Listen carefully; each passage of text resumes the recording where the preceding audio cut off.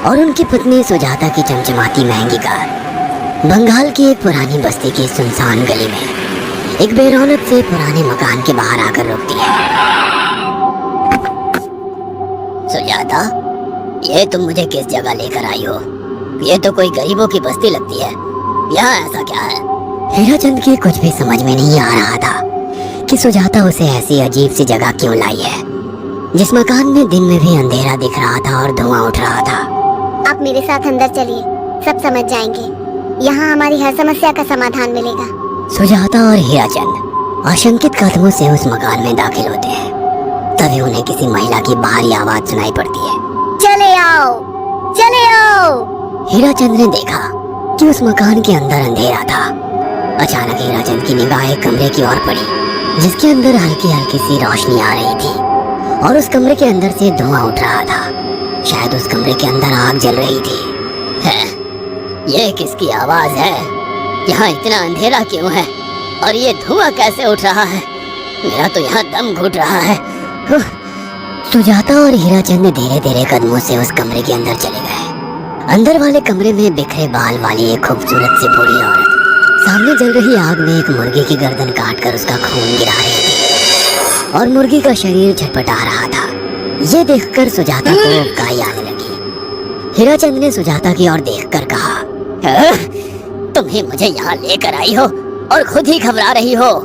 कौन है ये भयानक सी शक्ल वाली औरत और हम यहाँ क्यों आए हैं? अचानक उस औरत ने एक झटके में मुर्गे की गर्दन धड़ से अलग कर दी। ये देखकर सुजाता के मुंह से चीख निकल गई और सेठ हीराचंद भी सहम गया। वो बहुत डरावना नजारा था। ये अघोराताई है।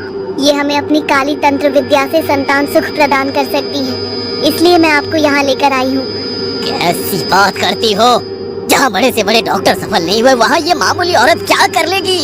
हीराचंद की बात सुनकर अघोरिताई ने गुस्से से हीराचंद की ओर देखकर कहा, नादान हीराचंद, काली विद्या में इतनी शक्ति है कि मरे को भी जिंदा कर दे। संतान पैदा कराना कौन सा मुश्किल है? तुम्हें मेरा नाम कैसे पता? क्या तुम सच में हमें संतान सुख दिला सकती हो? तुम जितनी दौलत मांगोगी मिल जाएगी। अगर ये संभव है तो। संतान का नाम सुनते ही हीराचंद की आंखों में चमक आ गई। वह संतान के लिए कुछ भी कर सकता था। तुम लोगों को मुझे एक नवजात शिशु लाकर देना होगा। मैं उस शिशु की बलि चढ़ा दूंगी और फिर वही शिशु तुम्हारे घर में फिर से जन्म लेगा। नवजात शिशु की बलि का नाम सुनते ही सुजाता और हरिचंद डर के मारे सिहर गए, पर उनकी आंखों में उनकी संतान का सपना ज्यादा बड़ा था। वो सब करने को तैयार थे। अघोराताई, आप जैसा कहेंगी हम वैसा करेंगे। बस हमें संतान सुख दिला दो। बिना वारिस के हमारी दौलत किस काम की? संतान सुख के लिए अंधे हो चुके सुजाता और हरिचंद अपनी नौकरानी शीला से एक नवजात बच्ची चोरी करवा के अघोरिताई को दे देते हैं।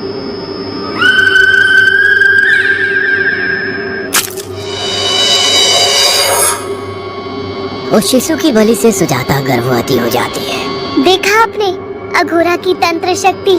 मुझे उस पर पूरा भरोसा था। चलो चलकर उन्हें धन्यवाद कहते हैं। हीराचंद और सुजाता अघोराताई के पास पहुंचते हैं। वो दोनों बहुत खुश थे और अघोरा पर उन्हें अंधविश्वास हो गया था।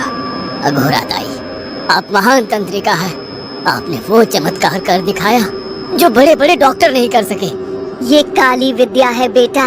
अगर तुम दोनों चाहो तो मैं इस विद्या से तुम दोनों को हमेशा के लिए जवान बना सकती हूँ। क्या सच में ऐसा संभव है? हाँ बिल्कुल, पर इसके लिए तुम्हें जवान लड़के और लड़कियों की बलि चढ़ानी होगी। तुम उन्हें यहाँ तक लाओ, बाकी मैं देख लूंगी।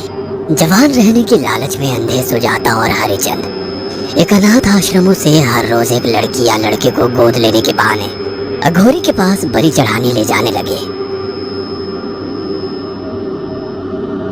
और एक दिन अघोरिताई ने हीराचंद और सुजाता से इंसानी मांस खाने को कहा। पूरी तरह से इंसान से हैवान बन चुके अब वो दोनों इंसानी मांस खाने के लिए तैयार भी हो गए। ये गर्म खून और मांस खाकर तुम लोगों की उम्र भी बढ़ जाएगी। खाओ इसे। हाँ, सच में ये इंसानी मांस बड़ा स्वादिष्ट है। अघोरा ने अपनी बातों में फंसाकर सुजाता और हरिचंद को नरभक्षी बना दिया था। वो तीनों हर दिन बलि चढ़ाकर खून पीकर मांस खाने लगे। नौकरानी शीला भी नए शिकार लाने में उनकी मदद करती थी, मगर एक दिन शीला को शिकार नहीं मिला। मेम साहब, आज एक भी शिकार हाथ नहीं लगा और मैं बहुत थक गई हूँ और घर जाकर थोड़ा आराम करना चाहती हूँ। कोई बात नहीं शीला, एक छोटा सा काम है, तुम हमारे साथ चलो, लौटते में हम तुम्हें घर छोड़ देंगे। जी मेम साहब। शीला नहीं जानती थी कि शिकार नहीं मिलने से सुजाता और हरिचंद अंदर से बौखला गए थे और उनके दिमाग में एक शैतानी चाल चल रही थी। सुजाता, ये बेहोशी की दवा है। शीला के कार में बैठते ही तुम उसे सुंघा देना। आज हमें इसी की बलि देनी होगी। इसने हमारे यहाँ का बहुत खाना खाया, अब हम लोग इसे खाएंगे। वैसे भी ये आगे चल के हमारे लिए खतरा बन सकती थी। कार में बैठते ही सुजाता शीला को बेहोश कर देती है और वो लोग सीधे अघोरी ताई के यहाँ पहुँच जाते हैं, जहाँ अघोरी ताई शीला की बलि चढ़ा देती है और तीनों मिलकर उसे नोच कर खाते हैं। अघोरी ताई, हमको बलि चढ़ाते हुए पूरा 1 साल हो गया है। हमारा बेटा भी साल भर का हो चुका है। अब और कितनी बलि देनी होगी? बस एक आखिरी क्रिया और बची है, उसके बाद तुम दोनों हमेशा के लिए जवान हो जाओगे। कैसी क्रिया अघोरा ताई? 3 दिन बाद सूर्य ग्रहण है, हमें पास के घने जंगल में एक विशेष क्रिया करनी होगी। उसके बाद तुम लोग कभी बूढ़े नहीं होगे।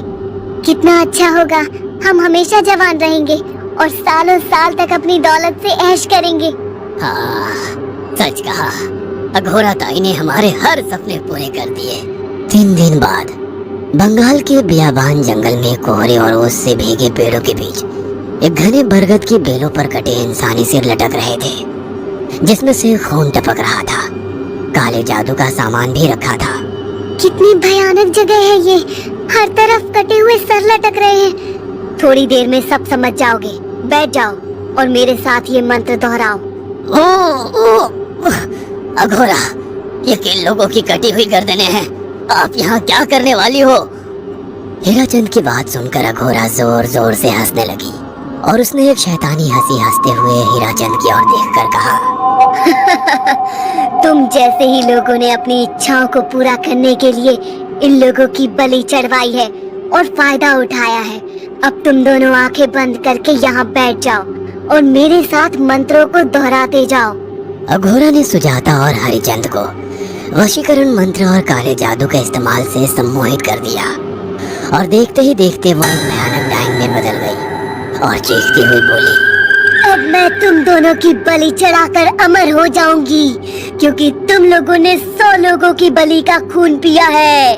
देखते ही देखते उस डायन ने फरसे से एक एक करके सुजाता और हरिचंद की गर्दन काटकर जल रही आग में बलि चढ़ा दी और उनका गर्म खून पीने लगी। जब तक तुम जैसे मूर्ख और लालची लोग अपने फायदे के लिए दूसरों को मेरे पास लाते रहेंगे, मैं उनका फायदा उठाकर ऐसे ही उनकी बलि चढ़ाती रहूंगी। दरअसल अघोरा एक डायन थी और अपना स्वार्थ पूरा करने के लिए उसने हीराचंद और सुजाता की लालच का फायदा उठाकर उनकी भी बलि चढ़ा दी।